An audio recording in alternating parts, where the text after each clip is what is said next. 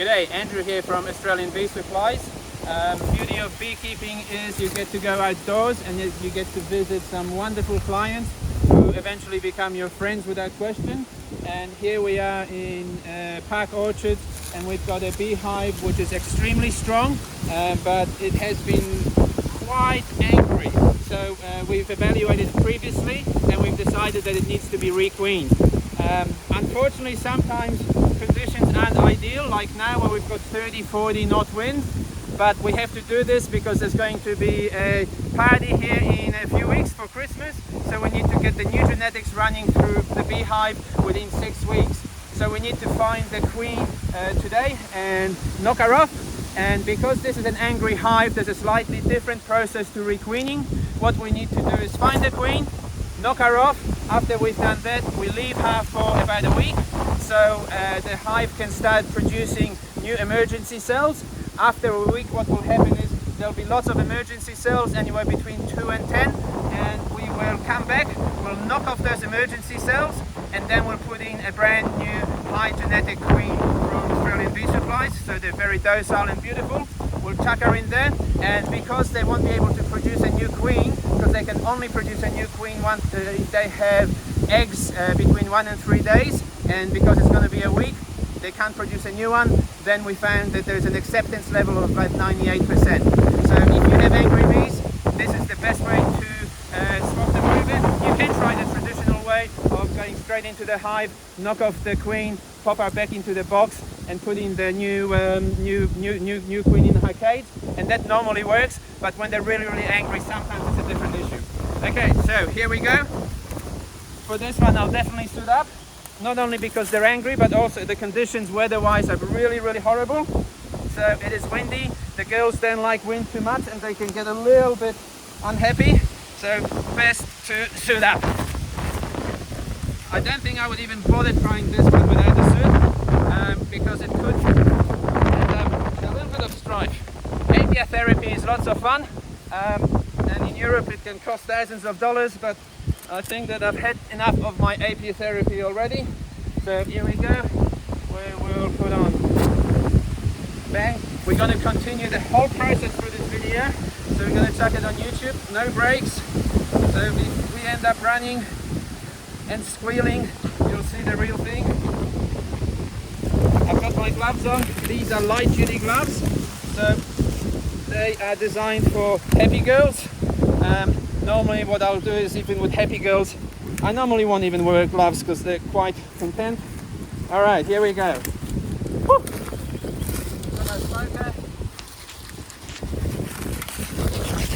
We lit it before, and like a normal process, 1, 2, 3, 4, through the bench, 1, 2, 3, 4. And you don't have to wait very much long, you can actually start pulling it apart straight away. And here we go. So, all our tools are prepared. I'm just going to be needing the hive tool. This is beautifully propolized. A few ants up here, but that's not a problem. The girls will chase them out. Here we got some eggs. So they've got a little nest, the ants. I will clean that up. Another puff. There's a small hive beetle there. Let's give him a little squish. There we go. And another one. Thank you. Okay. And all this stuff here, that's propolis. So they will propolize all these meshes if they need to have it warmer, and if it gets really hot, they'll take the propolis out as well. So here, puff. Another hive beetle. Cage your guts. Open her up. So we'll actually go through a full inspection, and we have to find the queen. We don't really have much choice today. So this, bang, on the ground, straight to the end. So let's get rid of the ant nest now. They're not going to be doing anything. We'll pop these next to us here in the front, because when we need to put our box down, we always want to put on something solid in case they... Wow, this wind is absolutely horrific. Okay, here we go. We do a little clean up of the wax on the top. I like to do that. You don't have to, but it just makes it a little bit tiny. You can see that the girls know how windy it is.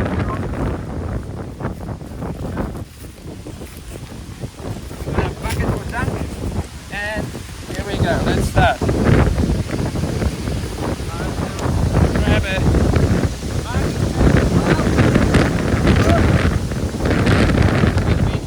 marking case, so if need be I'll put the queen in there, but she'll be gone. We need to knock her off. So we take off our first frame. Oh my god, look, that is absolute chockers. So this is full of nectar. Then capping it over, I would say that this second brood box will be full. So we'll probably under super it. We'll put another box underneath it so we can have the girls not swarming and continue bringing in nectar. So you can shake your bees like this and they'll go down, they don't complain. Pop it next door, and now we can actually work this full box easily so we can move the frames across. She is a strong queen. Look at this. Already we've got brood there, and this is in the second frame of the brood box 2, so let's call it B2. So now our objective is to find the queen. Oh no, there's a few drones, and this is definitely going to be a little bit of a challenging session. Now if you have a look here, see how these frames are not touching? They will cross comb, so they will actually make it a little bit of a mess. So you always want to make sure when you put them together that they're touching literally like that. And then you've got the perfect what's called bee space. Okay. Beautiful brood, capped brood. Those are drones, the ones that are sticking out. So those are the boys. There's a little hive beetle. They hide little buggers. Doesn't matter. When you're doing these type of inspections, you need to concentrate on the specific purpose that you're here. So our purpose is to find the queen, because we will get distracted. Look, there's lots of beautiful little grubs there, beautiful eggs, and they are absolutely hammering it. So some people would turn around and say, oh, but she's so strong and she's so productive. Yes, she is, but you can't actually walk around the hive when they're unhappy. So unfortunately, we need to get rid of her.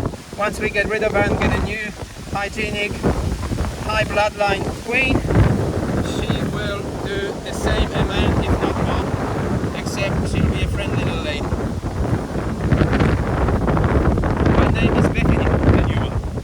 She's waiting at home, and she will be coming out here next weekend. We'll do another session next weekend. And Queenie, where are you? So sometimes these type of sessions to requeen will take 10 minutes, 20 minutes, but it has taken as long as 3 hours to find them. There we go, thank you very much. I have found the queen straight away. How's that? There we go. See this little bugger? What are those? Sorry, catch.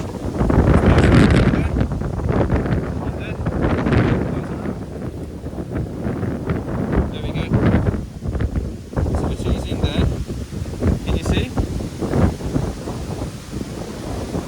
Because that was, way too easy. But that's what happens when you've inspected 3, 4, 5,000 hives. You can do it quickly. So we'll put that aside, and we'll continue doing an inspection because this hasn't been properly inspected for a long time. What I'll do is find my bucket. We put our bucket between our legs. A lot of this stuff can be scraped off. So this is drones. I don't mind having drones in the beehive. There's no problem with it. But it's just messy. So once you start cleaning it up, it just makes it a little bit cleaner. This stuff on the side here, that's called propolis. That sells for hundreds of dollars. I can't remember. I think it's about 20 bucks a gram at the moment. That's what we're selling it for. So you can actually scrape it off like that. Run it into a little bowl like this, and then continue. So we might actually do a full clean on this one. And because we've already done the hard yakka, so where are we? This one we haven't done. Thanks, clean that a bit up. Get in there. Get the propolis off. Lost that one, doesn't matter. We got propolis here. Add to our little ball. It'll be interesting to see how many grams or kilos. That will be grams, obviously. And bang, more propolis here. There we go. So this can be put into moisturizers, face creams. It's very popular and it's very healthy. It's been used in Chinese medicine especially for thousands of years. We produce propolis, we produce beeswax, and if you put the frame down gently like that, you're not going to hurt any of the girls. And they are pretty rough. So there we go, more propolis, get rid of the girl, shoo, get rid of the next one, shoo, and turn it around. I think Jimmy's going to get a super duper inspection.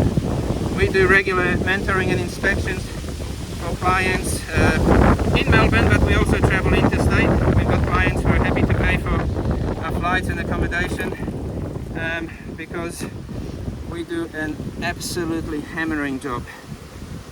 So cleaning up like this is a really good habit to get into, especially as a hobbyist, because that means you will learn exactly where everything is, how it works. So I'll even clean up these little sections up top, which is beeswax. And remember, you can always, this beeswax, you can melt it down. You can make lip balms, candles, creams, you name it. So we're talking liquid gold, as they say.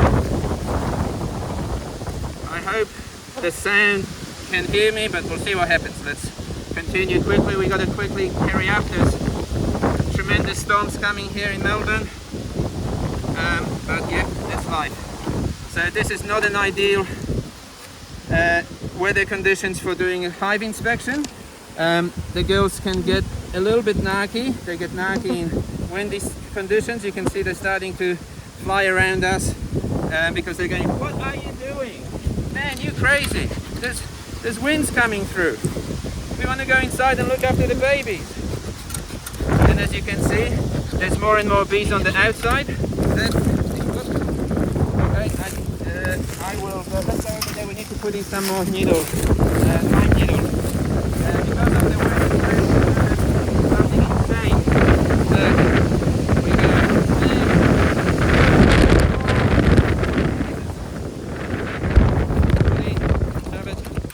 Give it a few puffs. Once you see that really thick white smoke, that's when you know that there's enough embers down the bottom that you can actually totally fill it up. There we go, here we go. Bang, bang, close, puff, puff, puff, puff, puff. Oh look, even Lionel's got some on his legs. There we go. There's a few babies. Ladies, back inside please. Okay. So the girls actually are coming outside here because they know there's something strange going on. And the nurse bees are going, oi, all the other nurses, get in here, we got to manage the brood. We got to keep them at 35 degrees. Get our little propolis. There we go, into a bowl. And that's alright, we'll keep the bowl. It's easier to put them into a bowl. Alright, 1, 2, then we'll do, oops, back it again, yeah. And we'll clean the sides, side. I found that once you clean the sides at the top of the top bars, like I'm doing, with my bees if you do it 3 or 4 times, they'll actually learn and they reduce doing that, so it becomes more tidy. It doesn't matter. If something falls down into the hive, don't stress over it, the girls will clean it up. Okay, so we got 4. I think we're on the next one now. Back in here. Thank you, clean that up. Nice. Again, beautiful brood, lots of eggs. This stuff at the top, that's capped honey. So even if you break it open like that, the girls will fix it up within a day max, and they'll also utilize all that. There we go, clean that up. And turn her over. There we go. Oh, with the ears. So the reason you also wouldn't want to do an inspection in this sort of weather is because it's so windy and the babies are very, very fragile, the brood, some of them will die because it gets too cold. But as I said, sometimes there's situations like this one where it has to be done and we don't have any other choice because there's other gardeners and builders coming in and we are running the gauntlet, as they say. We don't have much time and everything has to be perfect ready for Chrissy. So all these girls will literally be replaced. So a standard life cycle of a worker bee or a nurse bee is usually 6 weeks. So that means if you are requeening within a 6-week period, all the bees will be new generation, new genetics. Normally it takes, you start noticing it within about 3 to 4 weeks, or usually 4 weeks, because that's the life cycle, or sorry, that's the breeding cycle. Look at that, that is a beautiful pattern.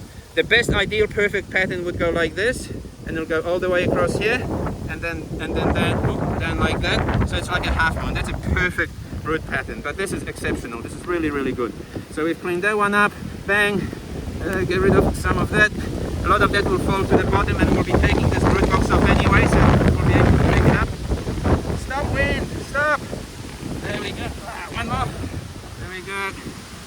So normally you'll find these are drones, so the boys. The difference between drones and nurse bees or worker bees is different sized cells. So that's why they'll produce them either at the very bottom or at the bottom bars, like here. Okay, because they can produce larger sizes. If you are using foundation, either plastic or beeswax foundation, makes no difference. They are 4.9 mil and they are 5.5. So they will create 5.5. If they don't have it, they'll just expand the 4.9s outwards. So that's why they're all sticking out, because the boys are much bigger. All right, there we go. So this will also give you an idea of how long it should take, or how long it takes after you've been a little bit experienced, to do a full hive inspection. Full hive inspections normally recommended at least twice a year. So we're talking as we're going into spring, and then also when we're going back into wintering, or just before wintering, before pack down. Pack down day in Australia is on Anzac Day, so that's what, April 26th? Yeah, 25th. Oh, anyway, public holiday. Woohoo! But bees don't take public holidays, so therefore neither do I. Here we go. People often ask, must be so easy. Look, you can do whatever you want. You can public holidays take as much time off as you want. Yeah, I do. Except I've still got to squeeze in 38 hours into 24-hour day, because if the girls aren't taking holidays, neither am I. Here we go. All right. So, box number 1 is finished. This stuff here, if you can see that, that's also propolis. You could actually take that off and scrape it out, but we're not going to bother, because we want to get these girls back in shape straight away. So now we push everything back together, back in position, back in position, back in position, back in position, bang. Now, hang on, my balls are working. My balls are working, yay! Thank you. Alright. Now, put this spray back in. Take off the gum leaf. Look at that, that is absolutely perfect. If they were capped on this side, we'd actually rub them off it. So we'd take the frame of honey. But we will do something a little bit different today. Alright, so now 1, 2, 3, 4, 5, 6, 7, 8, 9. So Jimmy's got 9 frames in a 10 frame box, which is still fine, that's not a problem. In that sort of scenario, because I know that these boxes are pretty tight, you can actually just make it a smidgen apart. So we fill it in a little tiny bit more. So rather than having the 10 mil bee space, we'll go about 11, maybe 12. And what will happen is they'll just grow it out. Eventually we'll be using these for honey. So that means that needs a slightly thicker in honey. There we go. Bang. Slowly. Bang. And there. And there. It's not rocket science. Don't overstress it. There. Alright, so that'll do. Now you'll see that the girls should be, yep, they're coming outside here. So let's give them a little push back in, back in, back in. That's my girls. Now, wow, they are really busy. Okay, so give them a little push back in, and another push back in. Okay, now this is going to be properly to buggery. So you need to put in your hive tool and crack it, like that. And you can hear the crack just went. And And now, when I take this off, this is heavy, this is about 35 kilo. This is where we put it on a piece of board or something similar to make sure that if there was a queen, she will still stay in there, because we don't know whether she's there or not. But we know because we found her quickly. Alright, here. So we'll give them a little bit of a puff. These girls are a little bit distressed. So what we'll do is we'll grab some of them, pop them in there. There. Come on, babies. And it's important to talk to your bees. They react much better then. So we'll give them a little bit of a puff. Smoking bees does not harm them and doesn't hurt them. It purely just does a couple of things. It makes them think that potentially there could be a bushfire. So in turn they're going to gorge themselves and say, okay, get ready to run away if there's a bushfire. So they're getting ready. And I've heard this theory that once they gorge themselves with honey, they're less prone to sting. Well, a technical term, that is total crap. Once they get mad, no matter how much honey they have, and they need to protect themselves, they will go proper. Okay, so just be always aware of it. That's why we wear three-layered suits available from Australian Bee Supplies with metal zippers and so on. We've been working on these for about 4 years to perfection. You will not get stung 98% of the time. 2% of the time bees do what they want. Okay. So if you have lots and lots of bees, like 50, 60,000, you can actually take them across and give them a shake.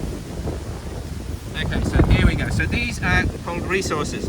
So this will be pollen and bee bread. Pollen is just straight pollen. Bee bread is pollen mixed with an enzyme that they produce, and that enzyme clogs it together, makes it a higher protein, and they feed it to the babies. Again, in this instance now, that frame, I'll pop it on top here. Give this a little bit of a clean.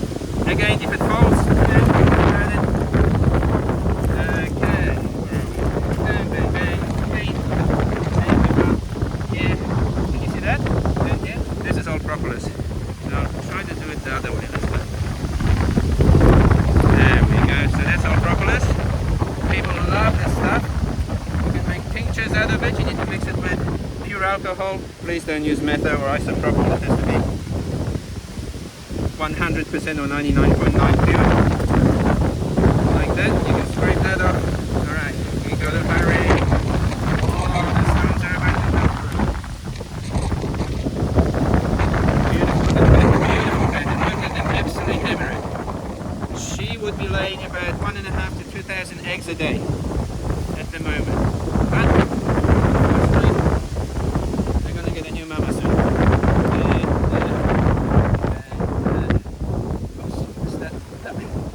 Give it a clean on the edges there. Bang, in, clean, clean, bucket, open, clean, clean, and in. Okay, so they're using this for brood, and they're starting to use it for nectar. So I'd say that because they're so full at the moment, and there's nectar coming through here like wildfire, they are starting to put nectar into areas where the queen would normally lay eggs. And when that happens, it's called being honeybound, and the girls can get really shitty, especially the queen, because she hasn't got enough room to actually lay. So in that sort of scenario, we need to give them more room. So in this instance, we will give them another box, and we will let her do what she needs to do and start laying in that. Ultimately, they'll start producing more honey. We'll under super it.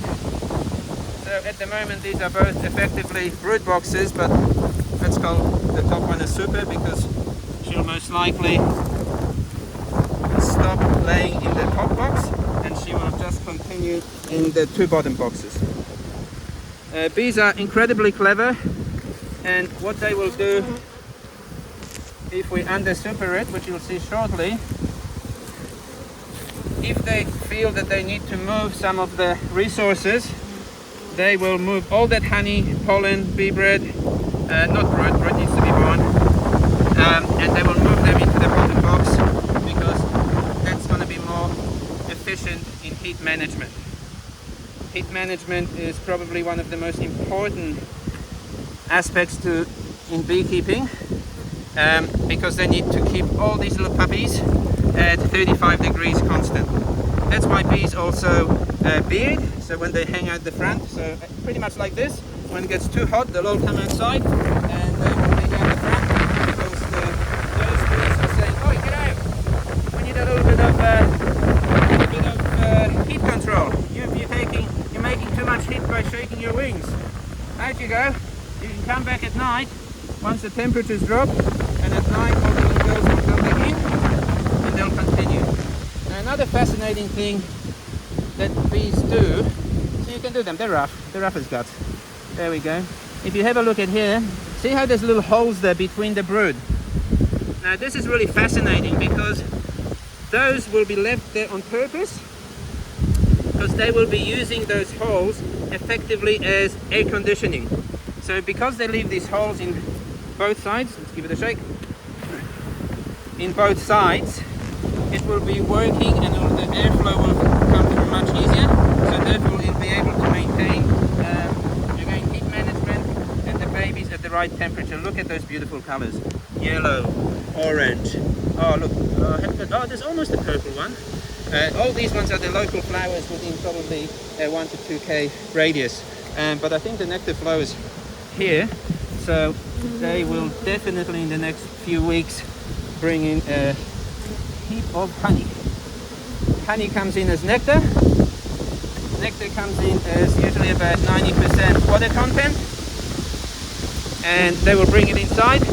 Once they bring it inside, they will put it into cells, and then there's another set of bees, or another job that they have, another profession, that reduce them. So they will go in there and suck out the excess water, and they'll bring it down to 18% water content. So this is nectar here, over there, here, that's capped honey, so that will be 18%. 18% honey, once it's been capped, will keep almost forever, as far as we know. There's cases from Egypt which they have pulled out honey pots out of the pharaoh's tombs, which are over 3,000 years old, and I would say was a very, very brave archaeologist who decided, yep, I'm going to give it a go, and he tried it, and he lived, and it was perfectly good. And I'll show you, and I'll show you in a minute. Now let's do this. This and this is a drone. See the big eyes? Big eyes, and the drone doesn't have a stinger, and he's absolutely gorgeous, and he's purely designed for mating with a queen. Downstairs, bye. That was Bob. So I'll put these back on just in case. Always be safe. Safety first. Wear your suit. There we go. We'll pop these ones back in. So we're almost done. We try to be as careful as possible with the girls, not to squish them, but unfortunately sometimes it happens. Don't stress yourself over it. There's 1,000 bees that are born every day, and there's 1,000 that die.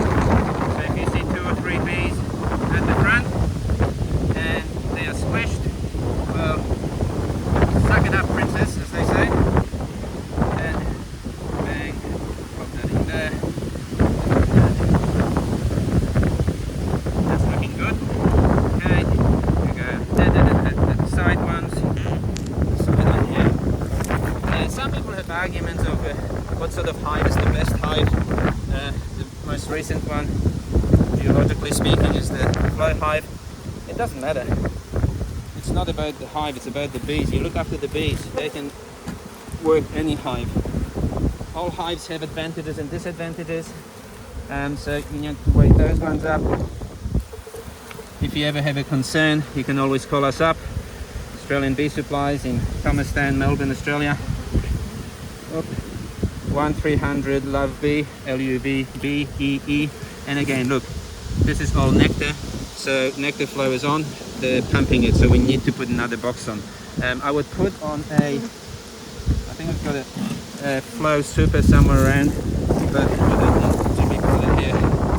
So we'll just put another box on and we'll keep pumping. Let them keep pumping the normal frames, and then once we come, maybe next week, we'll see what happens. We might modify it and change it. Correct. So there.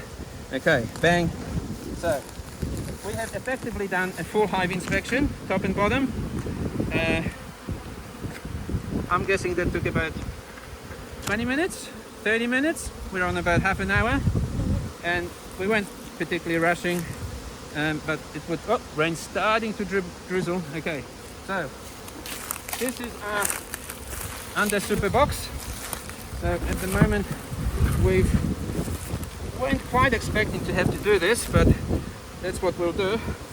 And what happens now is, I think I've run out of a few frames. So we're going to put in the frames that we have. So we've got, this is a plastic foundation frame. Plastic foundations are absolutely magical. You just have to coat them with beeswax. This is a beeswax foundation. This is 100% beeswax. They will always go to that first.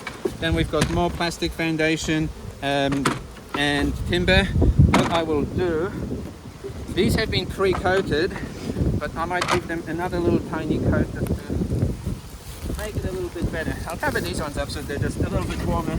Come on, girls, inside, that's it. When you put it on an angle and then turn it around. That's the best way to reduce any totality. Okay, so ideally the best way to wax frames is to melt down the wax, get a roller and roll it. I found this way very successful as well. And else you can just do that. Make sure to do the corners. So in the field, if you need to, you do that. And once they get the smell of that wax, they'll go, oh, this is cool. We can give that a go. But if it's just pure plastic, some bees don't like it, some do. It just depends on their personalities. But I'll do them all. One, oops, there we go. So this is my propolis bulb. Wonderful.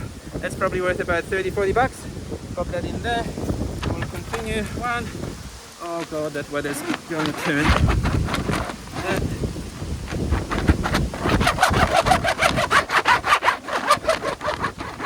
So you don't need a lot of wax, but you do need a little bit of beeswax on frames.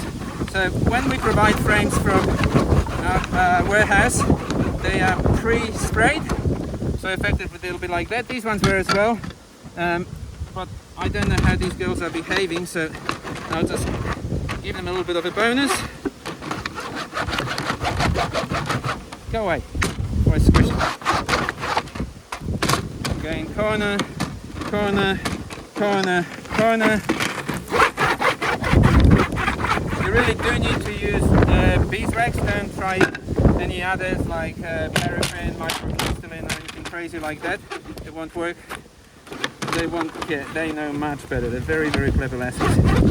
And Bethany, Bobby, Billy, they have special licenses where they are the quality control bees, and they will come out and they will check out whether it's pure beeswax or whether it's some shonky crap, and then they'll reject you and they'll come and sting you.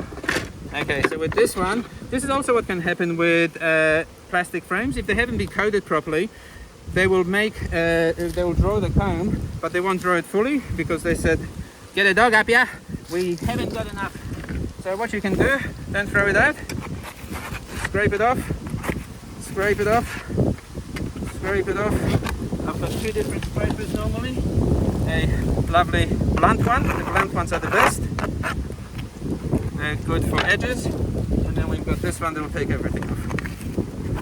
So you keep this stuff, because this is again beeswax, lip balm, candles, you name it, this will be the magic stuff. Okay, we've got to hurry. There we go, so I got rid of that. So now, what I'll do, we don't need to worry about that part, we just need to worry about the part that they didn't draw. So we do that. And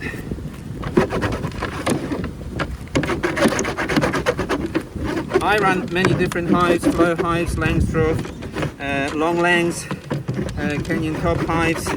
I've run Warrior hives before, and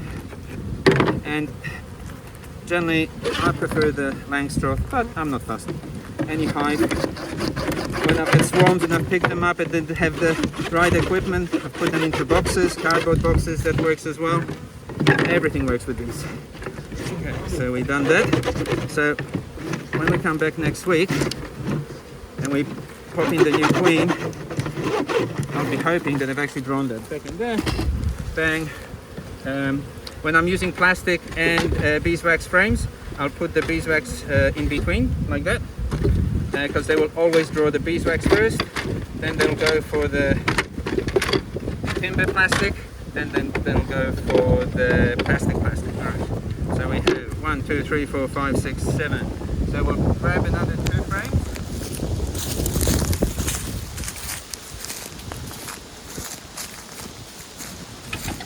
So we've only got wired frames at the moment, like this. We haven't got anything else, so this is what we have to do. What they'll do is they'll start drawing it from the top bar up here, and they will start creating their own combs. So again, pop that in the middle somewhere. Once we come back, we'll probably replace them with foundation frames. 1, 2, 3, 4, 5, 6, 7, 8, 9. I reckon I can squeeze another one into that one.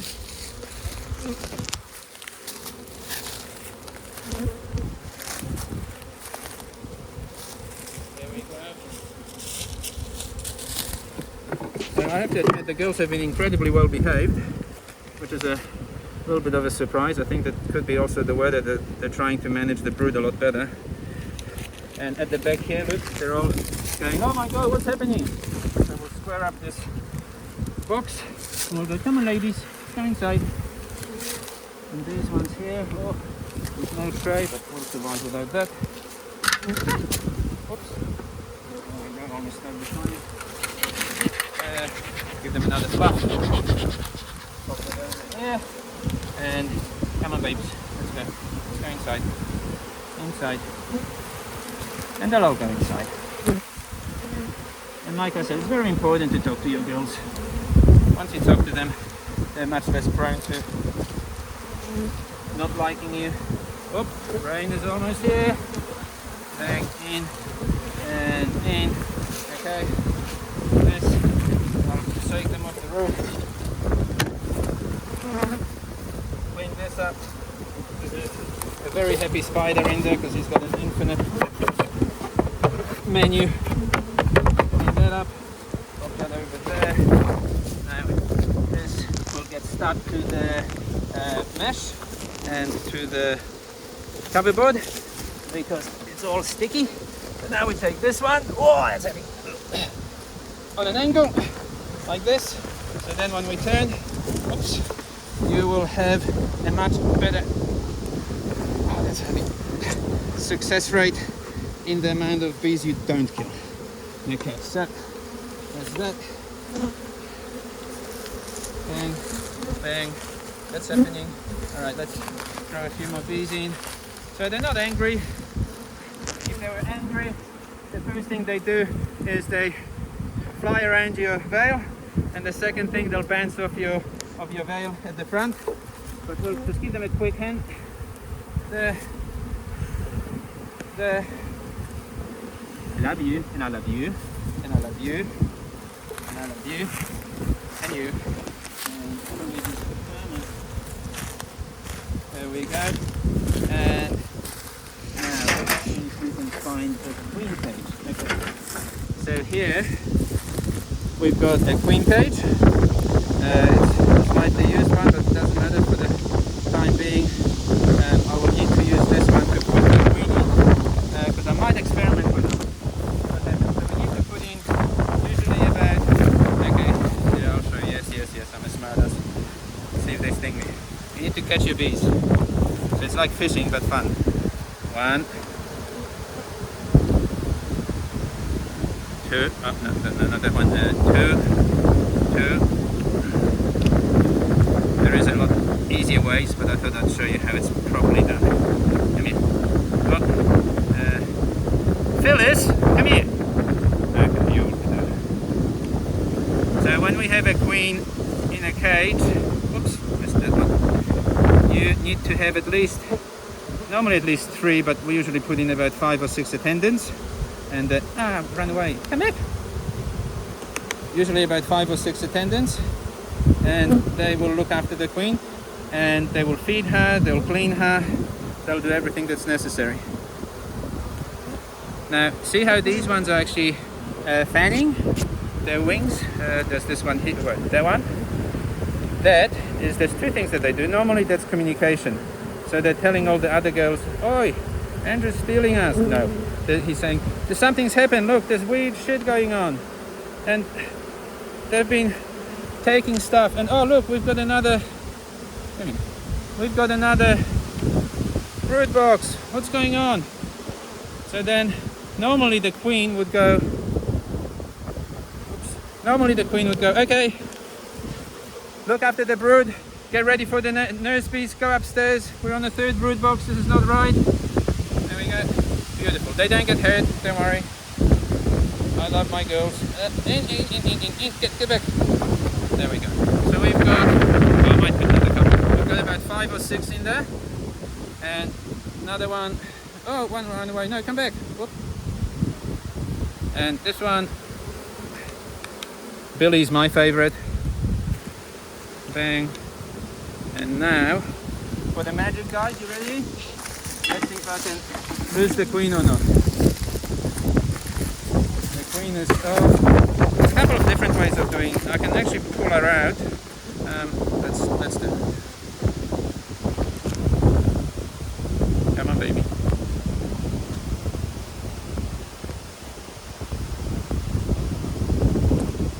There we go, Miss Queenie. Nasty pasty. So we got her in there. I should have marked that, doesn't it? There we go. So I'll put her in here. If you've got queens, you want to keep them warm. About 29 degrees is the 30 degrees, between 27 and 30 degrees is the ideal temperature, because then they will keep much longer. If you leave them in an ambient temperature, this is annoying, sorry. If you leave them in an ambient temperature, they will survive anywhere between 1 and 5 days if they've got candy, but normally, usually about 4 or 5 tops. In a warm temperature of 29-30 degrees, they can go a week and a half up to 2 weeks. But the only disadvantage of that is that the longer you keep them, the lower the acceptance rate. What I'll do is put this on here, this way, and I will grab my little propolis ball, if I can find it. Where are you? Come on, Mr. Propolis ball. Yeah. Nope. Where are you? That's it. There it is. Yay! I got my balls. Here we go. And then this propolis here. Oh, actually, this is very, very dry, so I might need to put that in a bucket. So normally the propolis is very elastic and gooey, but in this case, it's definitely not elastic and gooey. So we'll grab a bucket, and first this is how you shake bees off. They don't mind. They are absolutely rough. Ow! Oh no. Oh, that was close. That wasn't a bee, that was just a bit of steel. So you can go like that. Straight in the bucket.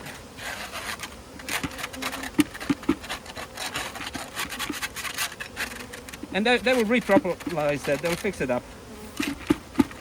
I've seen people who, when you have vents like this inside roofs, I've seen people who get frustrated that they propelize them, and they'll use a pin or a paper clip, and they'll poke it through to unpropelize them, and the girls go, sorry mate, that's not going to happen.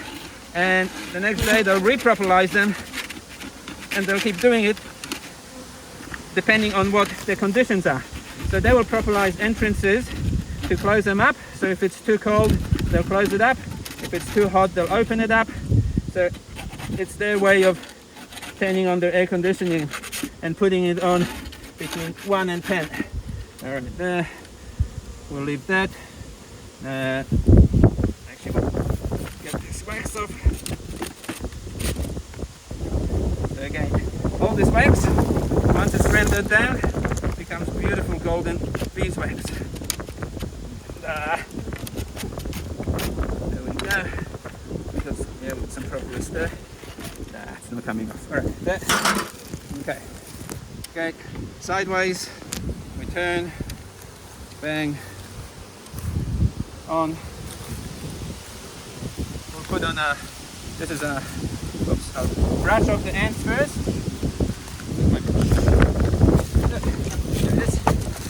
We'll brush off the ants, but we don't want them anymore, like that.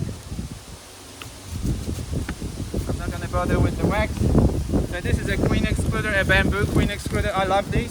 They're very, very gentle on the girls. They're absolutely brilliant. Metal ones are the next ones in my favoursome.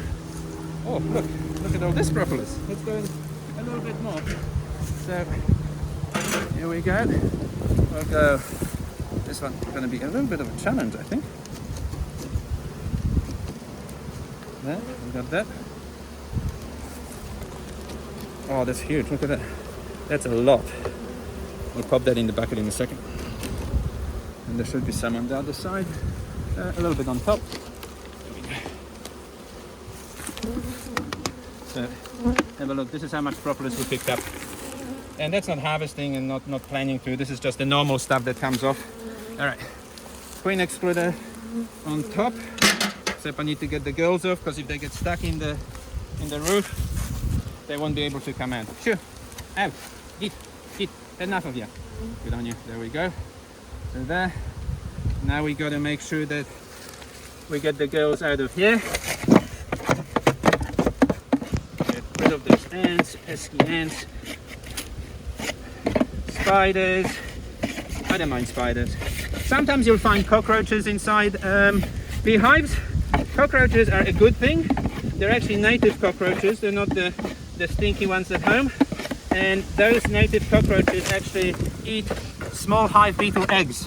So they actually work with the bees to protect the hive. So we'll pop this on top. And look, Phyllis. Go on, sure. Good job. There we go. Okay, so we're looking good now. Have a look at that. We'll just give them another little puff just for good luck. Oh, we've almost run out. Oh, go away.